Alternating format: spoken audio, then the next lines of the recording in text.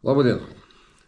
Seniai nieko neįrašinėjau, bet šiandien tokia diena, 22 metais, lygiai šiandien, 4:40, pirmos raketos atskrido į Ukrainą. Rusija užpuolė Ukrainą. Prasidėjo karas. 3 metai jau praėjo. Prasidėjo 4. Ką galima pasakyti šitą dieną? Ogi nieko gero. Pasaulis pasikeitė. Žmonės Europoje ir Amerikoje taip ir nesuprato, kas vyksta.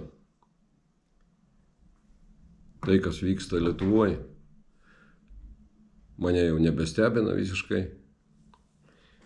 Ką aš matau, daug kalbų, girdžiu daug iš vienų žmonių panikos, iš kitų žmonių kalbėjimo, kad pasaka nieko nebus, niekas čia neatsitiks. Žinau tik vieną.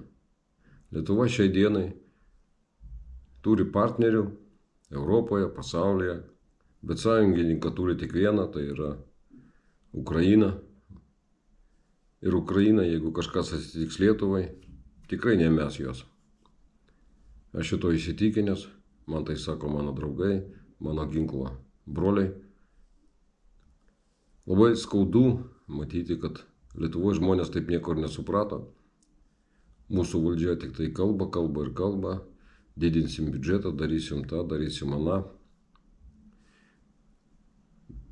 Galbūt šiandien toksai tekstas nelabai pasiruoštas, bet ką tik kalbėjau su savo vyrais iš fronto, jiem visai ten sunku, kai taip darosi.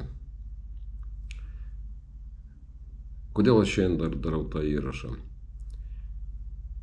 Aš norėčiau paprašyti visų, kas žiūri, kad kiek galite, nereikia daug, kiek galite, paremkite lietuvį kareivį, kuris kariavo Ukrainai.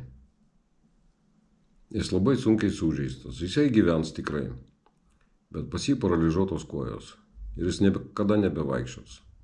Tam, kad jam praeiti visas reabilitacijas, susitvarkyti viską, tikrai reikia didelių finansinių išteklių. Yra labdaros fondas Atvira širdis. Sąskaito numerį aš pridėsiu po įrašu. Kas kiek galite, susimeskite, paaukokite šitam tikrai didvyriškam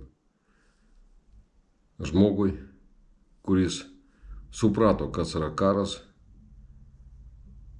ir ten atėjo. Viso gero.